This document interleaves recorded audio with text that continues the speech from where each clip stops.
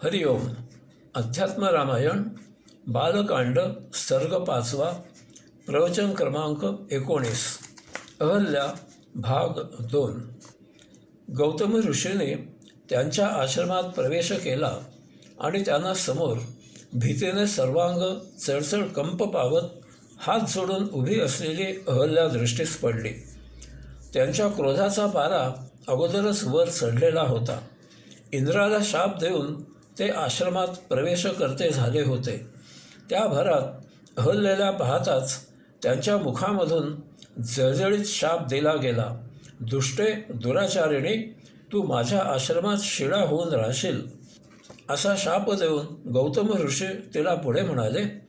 निराहारा दिवारात्रम तपः परममास्थिता आतपा नीलवर्षादि सहिष्णुः परमेश्वरम ध्यायन्ते राममेकाग्र मनसा हृदि संस्थितम नानाजंतु विहीनो यमाश्रमो मे भविष्यति. माझ्या या आश्रमात तू आहार विहार न करता ऊन वारा पाऊस इत्यादी सहन करत रात्रंदिवस अंतःकरणामध्ये आत्मपरब्रह्मावर एकाग्र एकचित्त होऊन ध्यान समाधी साध्य करत राहा. तोपर्यंतच्या भविष्यकाळात माझा हा आश्रम या क्षणापासून सर्व प्रकारच्या जीवजंतू विरहित राहील. येथे शिळा हे रूपक आहे. ऊन वारा थंडी पाऊस इत्यादी सर्व सहन करत दगड एका जागी अचल स्थितीत पडून असतो. याचा अर्थ या क्षणापासून अहल्येने तेथे एकमेव गोष्ट करायची आणि ती म्हणजे आत्मपरब्रह्मावर ध्यान लावायचे. तिने अन्य काहीही करायचे नाही. यापुढे तिला अन्न पाण्याचीही शुद्ध राहू नये. इतके तिने फक्त तपश्चर्या करायची. याचबरोबर गौतम ऋषीने माझा हा आश्रम या क्षणापासून सर्व प्रकारच्या जीवजंतू विरहित राहील असे म्हटले. हेही रूपक आहे.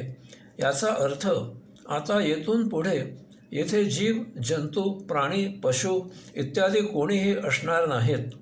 गौतम ऋषीने अहल्याच्या संरक्षणाची तजवीज केली. कदाचित त्याने आश्रमवासी छात्रांकडून संरक्षणाची योजना केली असावी. याचबरोबर त्यांनी तेथे वनस्पती राहतील असे सूचित केले आहे. कारण रामप्रभूंना तेथे एकही जीवजंतू पक्षी पशु इत्यादी दिसले नाहीत, परंतु फक्त वनस्पती आणि त्याही अनेक विविध प्रकारच्या दिसल्या. ही अहल्या आणि छात्र यांच्या भोजनाची व्यवस्था असावी. येथे हेही लक्षात घ्यावे की वायुभक्षण करून राहण्याची सिद्धी अनेक जणांना आजही प्राप्त झालेली आढळते. त्याप्रमाणे वायुभक्षण करून देह जीवित ठेवण्याची सिद्धी अहल्येला होती हे विश्वामित्र ऋषींच्या पुढे एका श्लोकामध्ये स्पष्ट झाले आहे. यावरून गौतम ऋषींच्या मनामध्ये 2 गोष्टी असाव्यात. एक असे की घडलेल्या प्रमादात अहल्येची तशी तत्वतः चूक नव्हती. वेषांतराला ती फसली हे सत्य होते. यामुळे तिला देहांताची शिक्षा त्यांनी दिली नाही. दुसरे असे की अहल्येची देहशुद्धी होणे आवश्यक होते. यासाठी त्यांनी तिला ध्यान साधना करायला सांगितले. यात अंतर्बाह्य शुद्धी अपेक्षित असते. ही शुद्धी इतकी आत्यंतिक टोकाची व्हावी की त्यायोगे तिला आत्मपरब्रह्माच्या रामावतारात प्रत्यक्ष परमात्म्याचे दर्शन व्हावे. हेच ती पूर्णपणे शुद्ध आणि पवित्र झाल्याचे सर्वोत्तम लक्षण असणार. एरवी परमात्म्याचे दर्शन शक्य नाही. यास्तव गौतम ऋषी अहल्येला पुढे म्हणाले. एवं वर्षसहस्रेषु येनेकेषु गतेषु च रामो दशरथिः श्रीमान गमिष्यति सानुजः. अशा प्रकारे हजारो वर्षे तुझी तपश्चर्या झाल्यावर राजा दशरथाचा पुत्र राम म्हणून आत्मपरब्रह्म येथे अवतार धारण करेल. तो आपल्या धाकट्या भावासह येथे येईल आणि गौतम ऋषी अहल्येला पुढे म्हणाले. त्यावेळी तुला त्यांच्या दोन्ही चरणकमलांचा स्पर्श होईल आणि तुझा उद्धार होईल. तू त्यांचे भावभक्तीने पूजन करून त्यांना प्रदक्षिणा घालून नमस्कार करून त्यांचे गुणवर्णन करून मग माझ्याकडे येशील आणि पूर्वीप्रमाणेच माझ्याबरोबर राहू लागशील, असे म्हणून गौतम ऋषी हिमालयाकडे निघून गेले. येथे एखाद्याकडून नकळत प्रमाद घडला तर त्याची शुद्धी करून त्याला स्वीकारण्याची गौतम ऋषींची मानसिकता लक्षात घेण्यासारखी आहे. त्यांनी अहल्येचा त्याग केला नाही. तिला तिच्या प्रमादाचे शुद्धीकरण ही शिक्षा दिली आणि पुन्हा त्यांच्याबरोबर राहा असे आश्वस्त केले. आजही 2024मध्ये आपल्याकडे धर्म, जात, पात याच्या महाविचित्र कल्पना रुजलेल्या आहेत. सर्वत्र जात पंचायतीखाली कारभार सुरू आहे. भारतीय घटनेची पायमल्ली सुखनैव सुरू आहे. याला कोणीही सत्ताधारी राजकीय पक्ष विरोध करून पायबंद घालत नाही. याचप्रमाणे येथे हजारो वर्षे याचा अर्थ दीर्घ कालावधी असा घ्यावा. त्या काळी काळ मोजायची अशी काही एक विशिष्ट पद्धत नव्हती. पुराण काळामध्ये 1000 वर्षे असा उल्लेख अनेक ठिकाणी केलेला आढळतो. याचा अर्थ दीर्घकाळ असाच घ्यावा लागतो. येथे अजून एक शंका निर्माण होते की गौतम ऋषींना रामावताराची कल्पना निश्चितच होती. ती कशी होती याचे समाधान असे होऊ शकते की पातंजल विभूतिपात योगसूत्र क्रमांक 16 प्रमाणे गौतम ऋषींना भूतभविष्याचा वेध घेण्याची सिद्धी प्राप्त झालेली असावी, किंवा गौतम ऋषींचा कालावधी आणि रामावताराचा कालावधी हा रामकालीन असावा. हा माझा तर्क आहे. यासंबंधी मला पक्की माहिती नाही. याचप्रमाणे पुराण काळातील घटनांचे कालमापन करणाऱ्यांपुढे मी कायम नतमस्तक आहे.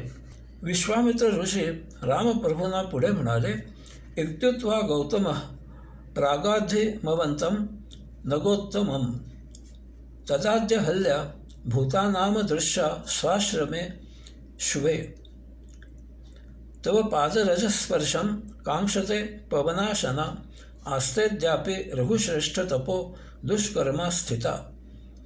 असे बोलून गौतम ऋषी तपस्येसाठी पर्वतश्रेष्ठ असलेल्या हिमालयामध्ये निघून गेले.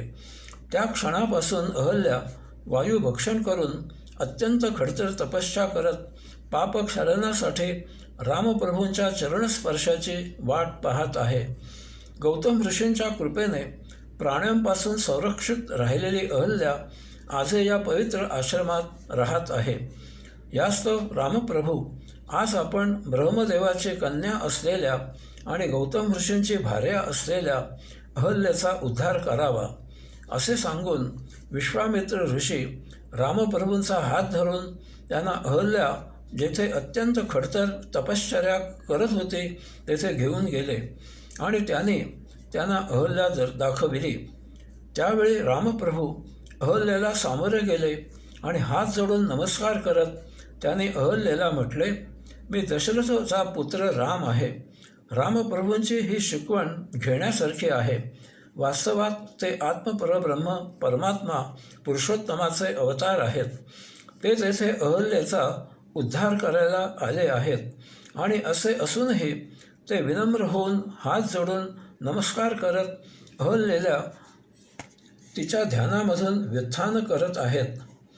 नाहीतर आज आमचे साक्षात्कार म्हणजे काय याचा गंधही नसलेले, आध्यात्मिक तत्त्वज्ञानाचा फक्त पुस्तकी परिचय असलेले, दर्शनाचा मागमूस नसलेले तथाकथित सद्गुरू, योगगुरू, आध्यात्मिक गुरू पहा कसे टर्रेबाज, अक्कड असलेले पैशांच्या ढिगाऱ्यावर लोळत बसलेले असतात.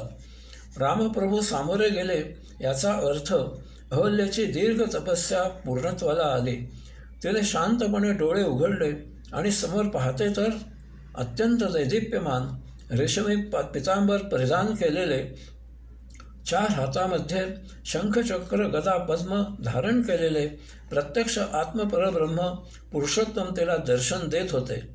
काही क्षणातच तिला खांद्यावर धनुष्यमान धारण केलेले रामप्रभू आणि त्यांच्याबरोबर लक्ष्मण दिसून आले. रामप्रभूंचे डोळे कमळाप्रमाणे होते. त्यांचे वक्षस्थळ श्रीवत्सांगाने सुशोभित होते. नीलमण्यासारख्या कांतीने त्यांनी दशदिशा प्रकाशित केलेल्या होत्या. अहल्या आनंदाने पुलकित झाली. तिला पती गौतम ऋषींचे शब्द आठवले, हे तर साक्षात श्री नारायण आत्मपरब्रह्म पुरुषोत्तम आहेत. ती तत्काळ भानावर आली. तिने अत्यंत श्रद्धायुक्त आदराने श्री रामप्रभूंचे अर्घ्य इत्यादीने विधिवत पूजन केले. आनंदाश्रू नेत्राने तिने रामप्रभूंच्या दोन्ही चरणी मस्तक ठेवून लीन होऊन दंडवत प्रणाम केला. अशा प्रकारे रामप्रभूंच्या चरणस्पर्शाने परिपूर्ण शुद्ध आणि पवित्र झालेली अहल्या उठून उभी राहिली आणि हात जोडून तिने रामप्रभूंचे गुणगान सुरू केले. अध्यात्म रामायणाने याचे साहित्यिक शब्दात फार बहारदार वर्णन केले आहे. हे गुणगान म्हणजे तिला ध्यानावस्थेमध्ये झालेला साक्षात्कार होता. तिला झालेले आत्मपरब्रह्माचे दर्शन होते. तिला स्वस्वरूपावस्था प्राप्त झाल्याचे स्वगान होते.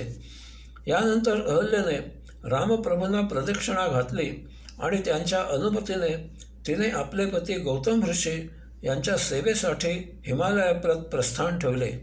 अशा प्रकारे येथे बालकांड यामधील 5वा सर्ग संपन्न होत आहे. हरिओम.